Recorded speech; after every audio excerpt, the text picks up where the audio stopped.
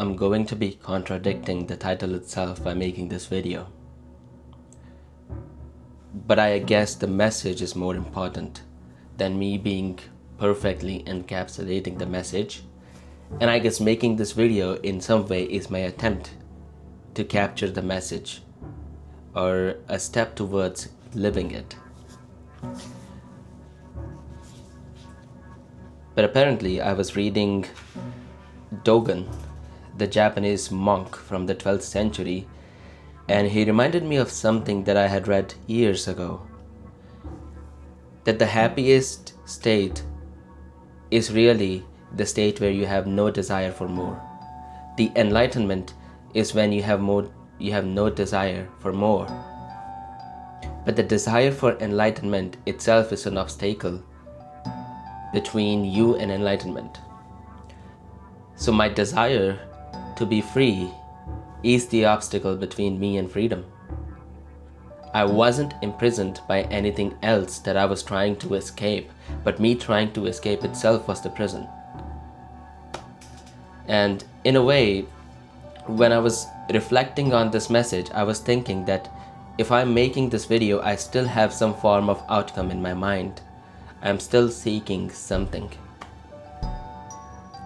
But again, sometimes to move in life, to move forward in life, to do anything in life, you sort of have to be seeking something, aiming at some outcome. And it makes me question that this state, the flow, like Tao, the Chinese concept of Tao, the deeper flow of life that you have to be in alignment with, the logos, as the Stoics say, that you have to be in alignment with, the hukam that they talk about in Sikhism, that you have to surrender to, submit to. This state of mind, this state of living, is it really possible to do things without any desire for outcome, just doing things because they come to you? Is it really possible? Like, can we really build civilizations and kingdoms and lead people in prosperity and without any concept of good and evil or direction in any way, like I should do this and I shouldn't do this, without discernment or concept of what should be done, what shouldn't be done? Can we really do or achieve what we have achieved? But again, this whole hustle culture that I've been part of when I started my little business like years ago. What they taught us was desire. Like, what do you want from life? What is it that you really want for your family, for your life? Like, do you not have the desire to feel useful, to be famous, to be speaking on the stage, to be impacting people? And it made me wonder that to desire that I want to impact people, and I do it because I want to fulfill my desire, in a way, isn't it selfish again? It does help people, but isn't it selfish again too? Like, because I want to feel happy about myself by helping other people. And you gotta think that if I am working, or if I am to some extent operating from this sense of selfishness to do more, so so I feel happy about my impact and my role in this world, and I can die peacefully that I've done something in life and my people, my family respects me, even if I operate from this desire, but it actually ends up helping people, is it not good for society? So it was just a food for thought. Can we really be desireless in life? Can we really have no direction and just do things for how they come to us? And I don't have the answer to this, honestly. And maybe it is better to have no answer to this. Maybe having an answer is, again, to be caught in a prison, to be caged. And this is more like a food for thought, something to reflect on, that maybe it is important. This is how I understand this. It's an answer, not answer. It's a form of answer, but it's also not an answer. Maybe it is important to have some form of desire, but it matters what the desire is. We have every kind of desire.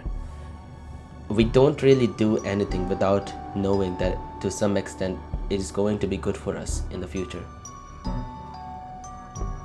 Even if I am sacrificing things for my loved ones, that sacrifice, then knowing that through my sacrifice they will do good, makes me feel good, so I do it. If it made me feel terrible, would I do it? So maybe it is important to have desire as human beings. Like, our biology demands some form of desire and wanting to feel good, but it also matters what the desire is and how are we achieving that pleasure, that the feeling of good that we want, and how our actions to achieve that is really impacting the society as a whole and also our lives in the long term.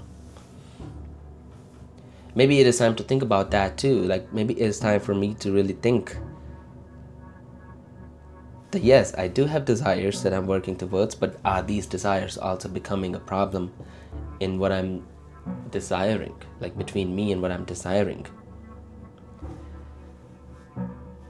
And this very awareness, and I heard this somewhere before, I feel like J. Krishnamurti used to talk about this a lot, that awareness is the goal. I mean, not the goal, but awareness of what it is that you're facing or experiencing is the very answer to these things. And there's a parable of the Buddha. When a big king, like a big tall guy, this king goes to a discourse by the Buddha, and he's sitting there and he's trying to listen to what the Buddha is preaching, but he can't really pay attention. He's getting bored. He can't really take in the message. It's like he's just talking random stuff, like I can't relate to this. And there are people who are serious about it, so he just keeps moving. He's like forcing himself to stay there. He keeps moving, and he for some reason can't even stop moving his toe, his big fat toe.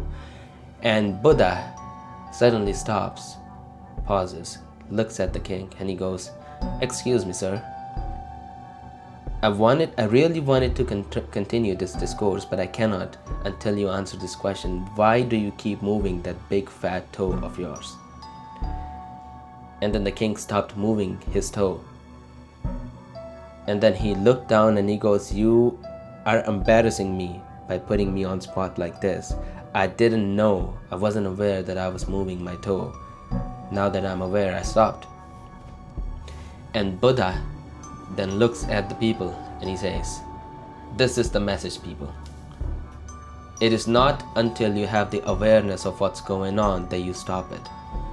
Once you're aware of what's going on, once you're aware that the desire itself is the obstacle you were trying to overcome through desiring, once you're aware, you stop. It's gone. It just doesn't make sense to your soul anymore. It just doesn't make sense to your heart anymore." And then, once you understand that, as things come to you, the desire itself, like to do good, to establish something good, to have a good company, to take care of your family, these things that instinctively that come to us, and you may or may not call them desires, these very things you perform. I guess being in that state is what you call good. That's what you call good, because now you're not imprisoned by the very desire you were desiring to escape. And I know when you try to put these things into language, into words, you may find so many contradictions in the language itself. I guess that is the goal. Because if the conclusion of life was just one straight sentence, that's all, without contradictions, we would be fighting, man. Like, the fact that there are differences in how we say things and approach things and see things is perhaps how we are enjoying life. Okay? And I really want to know what your take on this thing is. Please share in the comments of how you see this thing, like the desire and enlightenment, and whether it is good to have any desire or do things out of your self-pleasure at all or not. We all have something specific, unique to our experiences and our intuition and our blessings in life that will change somebody else's life for the good, and that the other person, like me, probably doesn't have. So please share it in the comments.